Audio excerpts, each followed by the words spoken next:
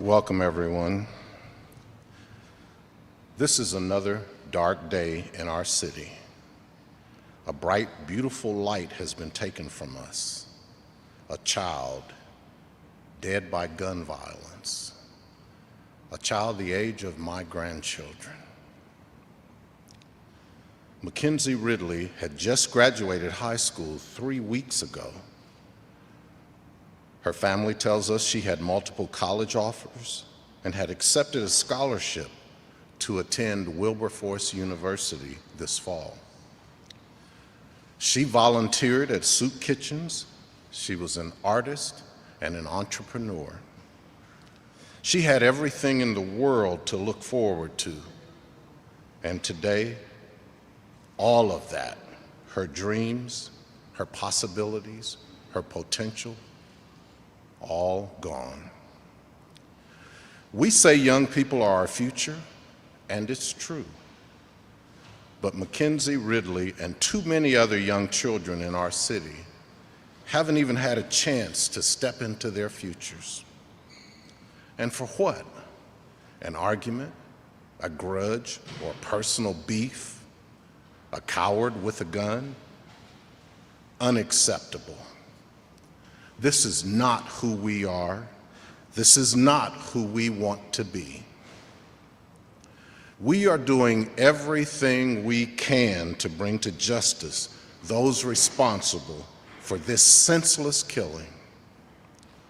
I am pleading with the public to help our officers with information and to stand with us against these unconscionable acts of violence. Now I'd like to introduce the Honorable Mayor Andrew J. Ginther. Thank you.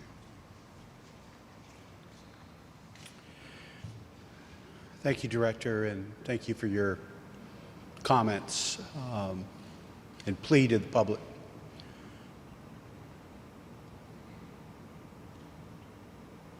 Some of the most difficult conversations you have as a mayor is with the families who've lost a loved one, particularly a child, a beautiful, brilliant child.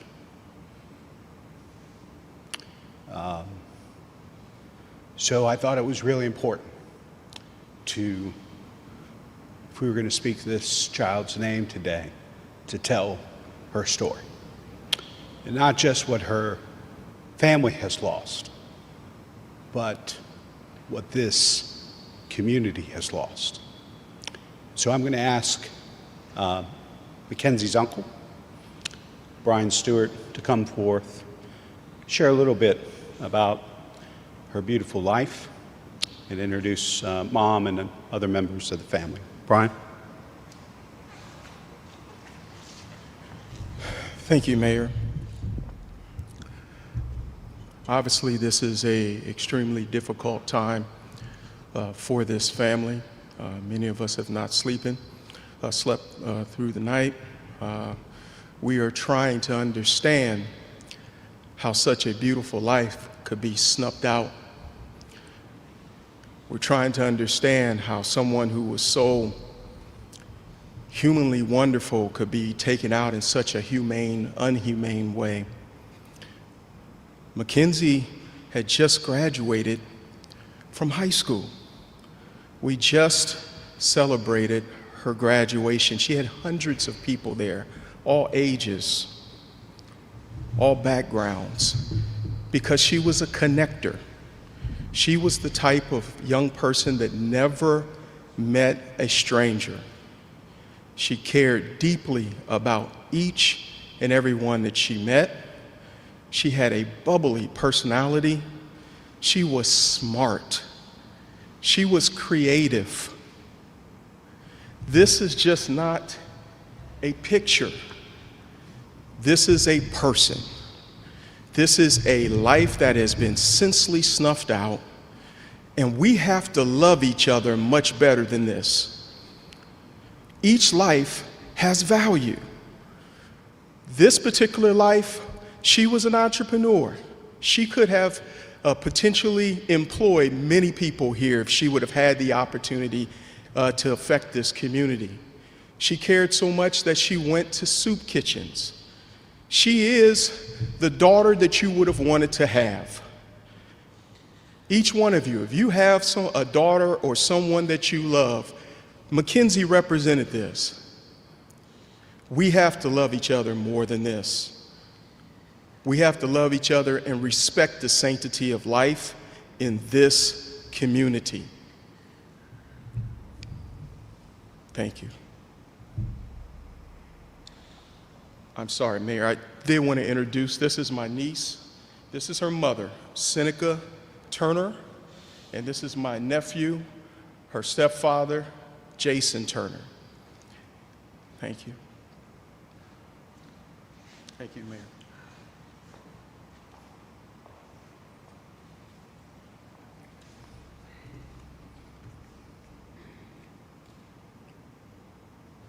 Thank you, Brian. And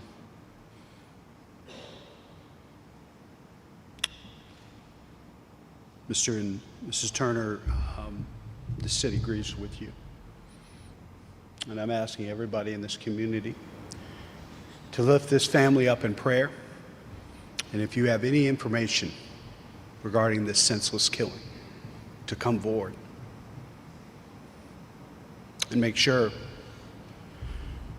that we do exactly what Brian has shared with us, the way Mackenzie lived her life. May we all aspire to live our lives as fully, as brightly, as charitably, as compassionately.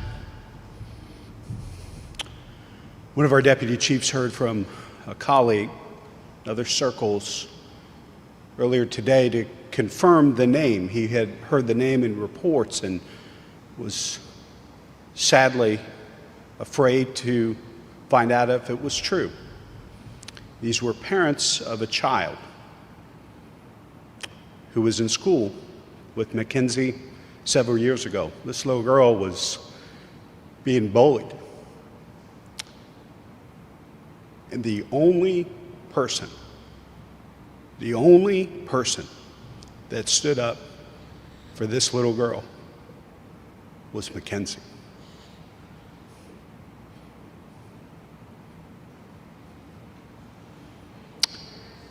Neighbors, we owe Mackenzie better. We owe one another better. We owe each other a safer, stronger city. Mackenzie is not a number. She's a beautiful and beloved child of God that made a huge impact in every life she touched.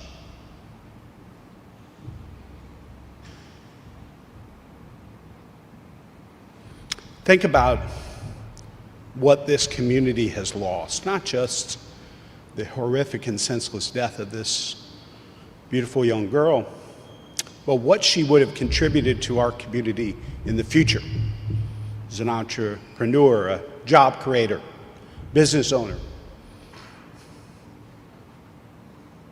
Someone who, on her holidays, think about what 17-year-olds on their days off, their holidays, go find our neighbors without homes to feed them, to serve them, to take care of them. As a community, we have to work better to build a better future. Gun violence is plaguing our city. It's plaguing cities all over this country. It must stop. And we must provide the tools, resources, and support to keep our kids. Whether or not these children are biologically ours, they are our responsibility. And we need to do everything we can. And all of us have a role to play in keeping our kids safe. That's why we're making unprecedented investments in summer youth engagement and anti-violence initiatives. Through programming, education, and employment, we're determined to provide safe and constructive outlets throughout the summer and beyond. Police are still investigating, but we're confident in our community centers, in their staffs. We have security protocols in place to respond to emergencies, and staff receive regular safety training throughout the year, including active shooter scenarios. Safety training is not a one-time event. We do it consistently and persistently, knowing just how important it is that our residents trust us to keep them safe. We're reviewing our protocols and will continue to work closely with the division to increase their presence in locations where we're seeing illegal activity. Council just appropriated an additional $100,000 on Monday for additional security at our pools and community centers and parks. Chief Bryant will determine how best to reallocate CPD resources to protect our parks and maintain reliable and responsive service throughout the city. The work is ongoing, and it's all hands on deck. We're fortunate to have our new chief of police with us here today, who will be our partner in getting justice for Mackenzie and her family, and to do everything in our power to make sure that children are safe throughout our city. Chief Bryant.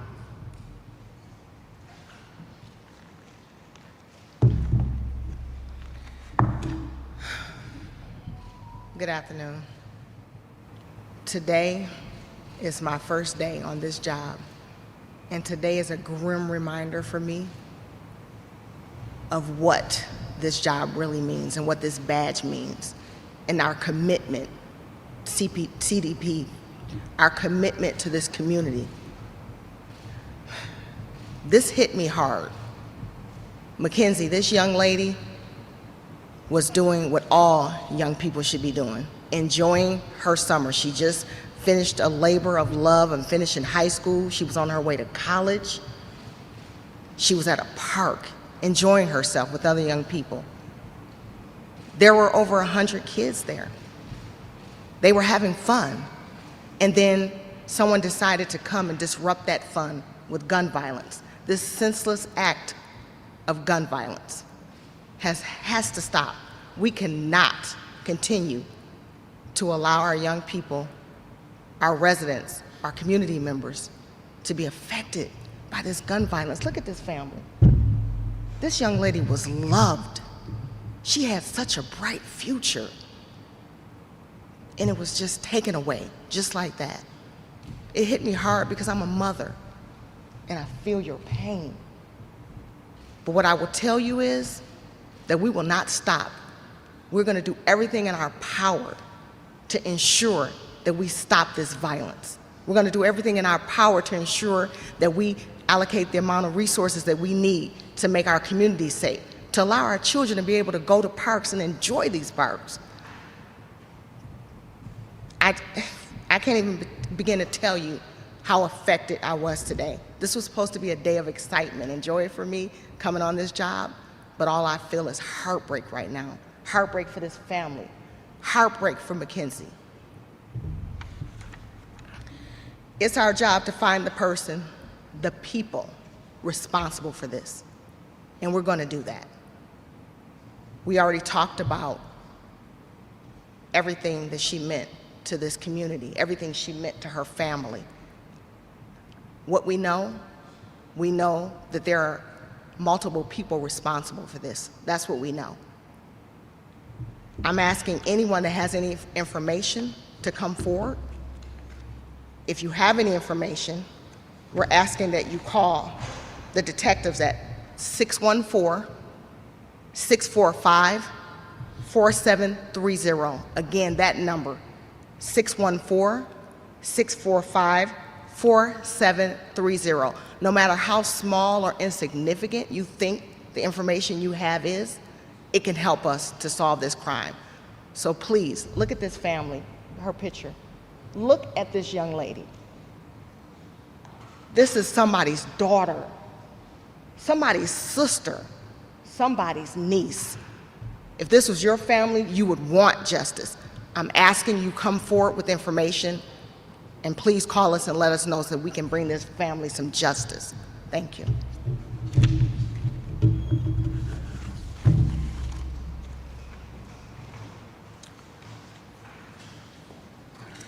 Thank you,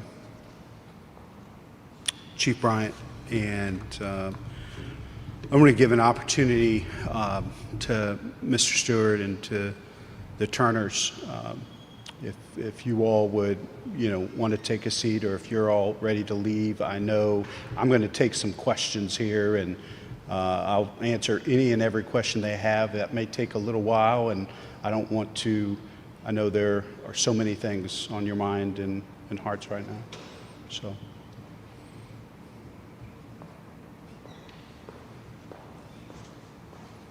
We'll continue praying for the family. God bless. Happy to take any questions. Yes, Lacey. Mayor Ginther, about a month ago, you had a press conference announcing that you were going to open up rec centers late nights for a safe place for teens to gather. What are you going to do to make sure that those rec centers are, in fact, safe places for teens to gather? Well, exactly what I shared a little bit earlier. We put additional resources into both security. We're also hiring officers to patrol, our pools, to be at our pools, our parks, our rec centers as well. So we're taking a look. I've asked Chief Bryant to look at resources, and if there's reallocations we can be made, because you're absolutely right. We had a senseless killing of a young girl at Bicentennial Park just a few weeks ago. Here last night, losing Mackenzie right out front of the Far East Recreation Center. The center itself was closed, but the park was still open. As was shared here, there were 100 kids doing what kids do, playing with water guns, having fun on a great summer night. And a few folks decided to destroy lives and wreak havoc on our community. And so we're focused on bringing those people to justice. But we are going to continue to step up our security measures and making sure both uniform officers and other resources are at our rec centers, our parks, and our pools this summer. What are you going to do if you can't fill those special duty positions? It's been reported that it's been a widespread issue.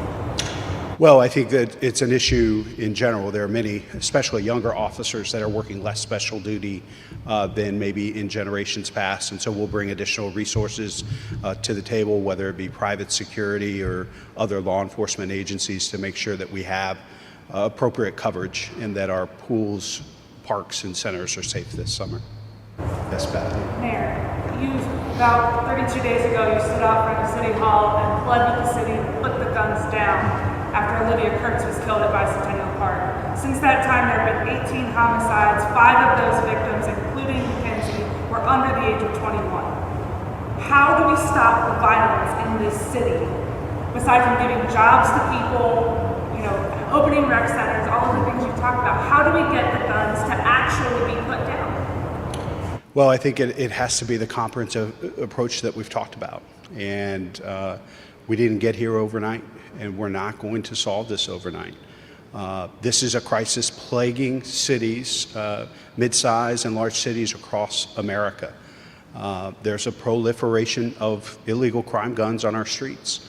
Oftentimes, it's far easier to get a gun than a job in some of our neighborhoods and in neighborhoods and cities around the state and country. We believe access to guns is a problem. We believe that if there are beefs in the neighborhood, disagreements, turf battles, those might have been settled with words or fists in the past. Now there's not even an escalation of voices. It's just the drawing of weapons and the shooting of innocent children like Mackenzie. We all have work to do, but it takes this comprehensive approach that we've talked about. The reroute program, the dramatic enhancement of the apps, our CARE coalition, summer youth employment, all of these efforts, expanded centers and offerings. We just appropriated in partnership with council nearly $20 million into youth programming and services this summer. But it also means continuing to fund police classes. And we will have another class graduating in a few weeks, and our newest class just started a few weeks ago. Law enforcement can't do it all. Police cannot solve all of our problems. We all have a role to play. The alternative crisis response plays a role too, because if we can have our officers focused on violent crime and preventing crime in our neighborhoods and not necessarily responding to people in addiction crisis or in mental health crisis or supporting that work in the appropriate way, we have more resources to focus on neighborhoods. Yes. I have a question for the chief. Yes. Hi, Chief Bryant. Hello. You mentioned before you got the job that you were going to take the time to have conversations with people in the community, have conversations within the division before you implement any sweeping changes. Obviously, this is not the first day you envisioned, including the 2 children that were shot not even a mile down the street from here. How does this affect your timeline for taking action?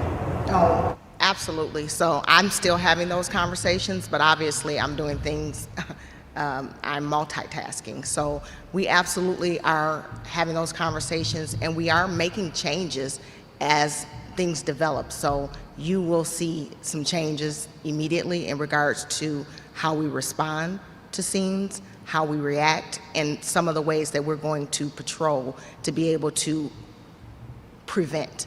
Prevention is the key. We obviously want to reduce crimes. It's great to solve them, but we want to prevent them on the front end. So there are going to be some things that we're going to do pretty quickly to be able to try to reduce some of this crime that's happening. Elaborate it all right now? Well, I can't elaborate on my first day, not my first day, but I promise you, I've been up all day and all night having conversations with the team that is going to affect that change. I have a question on solvability rates. So we did mention Olivia Kurtz, who was shot and killed in Bicentennial Park, still not solved. How are you going to make sure that Mackenzie's case is solved? It doesn't end up like Olivia's for solvability. You say immediately. When's immediately? Is that today? New responses? What is the timeline? What can people who are worried to send their kids now to parks and rec centers, what does immediately mean?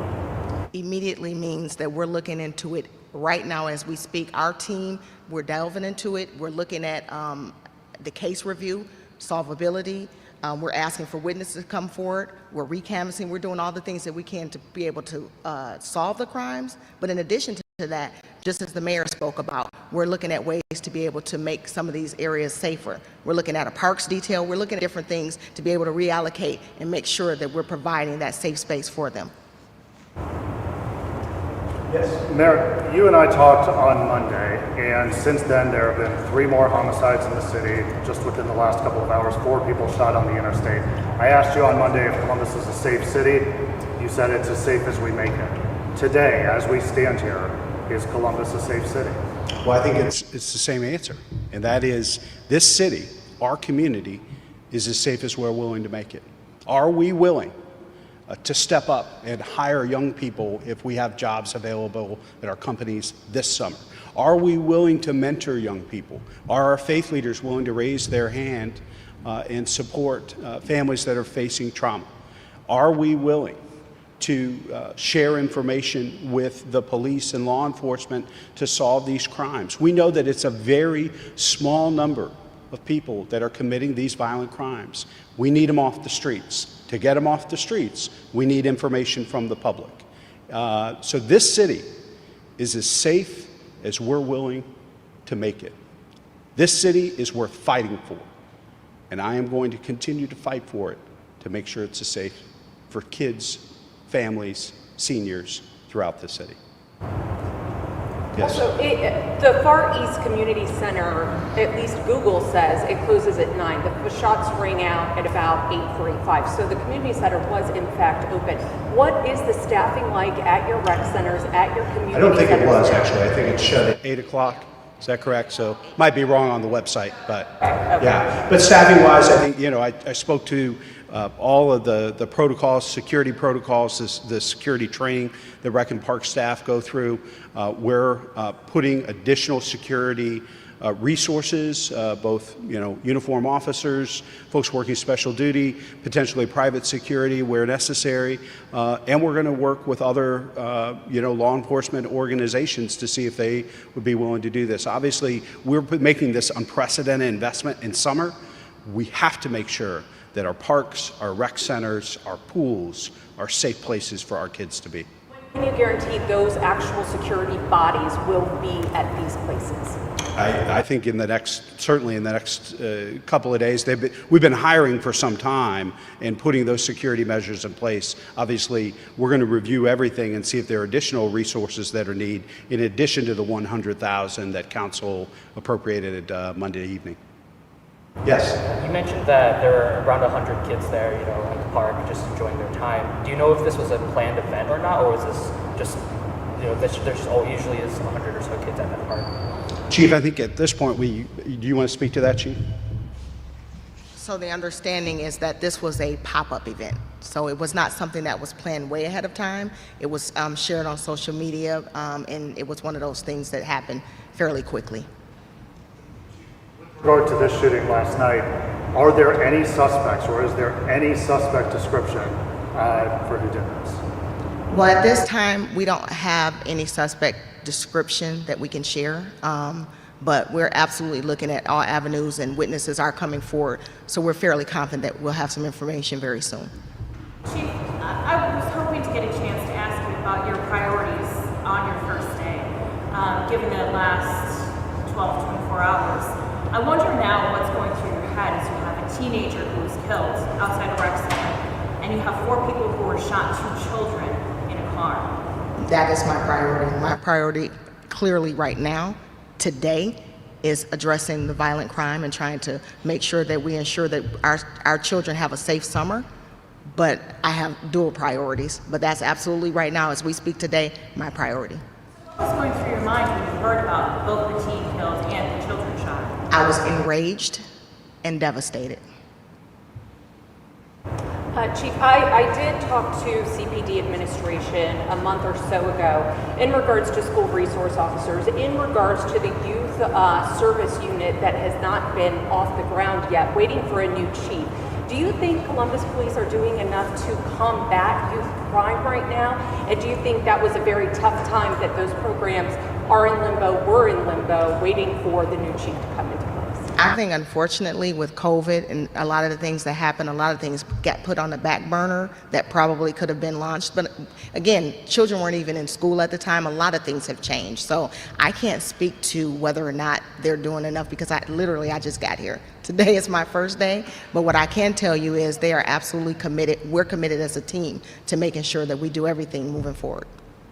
Mayor Ginther, I have a question for you. Do you know if there were cameras on the community center, if they were rolling, if they may have caught any of this event? And obviously that was an issue on the Bicentennial Park shooting. Yeah, and I know there was some misinformation around Bicentennial Park as well, because the cameras actually were working and we were able to recover footage. We just weren't able to get it immediately. My understanding, Mel, is that there is footage, but it did not capture the shooting or the incident. Is that correct, Sergeant? And Mel? Is that something maybe the city needs to look into, is adding more cameras in these public spaces? Certainly, we'll consider that, and that's why we're going to listen to, law enforcement professionals, security professionals, but certainly that's something we'll talk to Chief Bryant about. We are actually contemplating a capital budget right now and still may be able to make some changes and amendments, and if that's something that the chief and our Recreation and Parks Department determine as a priority, I'll go to council and see that it's resourced. Obviously, you've added more money to expand ShotSpotter, but I was wondering, weighing the options of ShotSpotter versus cameras or adding both of them.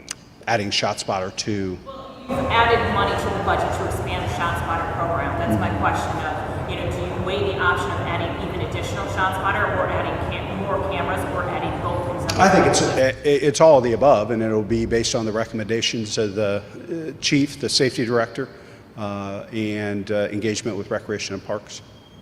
Mayor, you've talked about holding people accountable and keeping them in jail. We had a homicide suspect earlier this week indicted and then released on their own recognizance by a judge. What role do you think the judges play in this in helping keep these people accused of violent crimes behind bars? Well, I think it's critically important, and I know there are things that have been put in place with COVID protocols and other things, but it's critically important. We know it's a very small number of folks that are committing these violent crimes in our community, and if we have investigations and folks have been arrested and charged, we need to continue to work with the courts to keep those people out of our neighborhoods and off of our streets. I got time for one more. You guys got to jump all right. 2 quick ones. That's it. All right. You did mention the growing homicide rates around the country, but I did the math, and the homicide rate is growing faster in Columbus than it is in most cities across the country. So what is broken here? Well, I think clearly you're seeing rates across the country. That might be at a particular point in time. If you look at the last year, year and a half, though, all mid-sized and major cities are seeing dramatic increases, not just in homicides, but shootings, violent crime. And so working closely to see what's working in other cities. Obviously, Chief Bryant has some experience in Detroit and an extensive amount of work with community policing, prevention. We're going to be working closely with her to look at new things, and we're going to continue to expand some things that are working here. But if we determine some of the things that we're doing, that we've talked about in our comprehensive approach, if they're not working, we're going to stop doing them and put more resources into things that are. Last question. So you mentioned earlier that law enforcement can't do it all. And other than, I guess, city-run programs, are you planning on proposing any spending that will go towards grassroots organizations in the city? Well, there's obviously a very significant amount of money that's going to grassroots organizations. Many of the summer programming, nearly $20 million, isn't necessarily for just city-run programs. Major investments, particularly with credit recovery and other partners, Boys and Girls Clubs, the Ys. There's significant resources because we can't do it all. We have trusted partners in our community that we know can reach more young people, and quite honestly, at the neighborhood and grassroots level, have much more credibility inside certain neighborhoods than the city does. And so we're going to continue to partner with those folks, whether it's the Afrocentric Personal Development Shop, Community Development for All People, Shalom Zone, the list goes on, but we'll continue to invest there in our comprehensive approach. Thanks, everybody.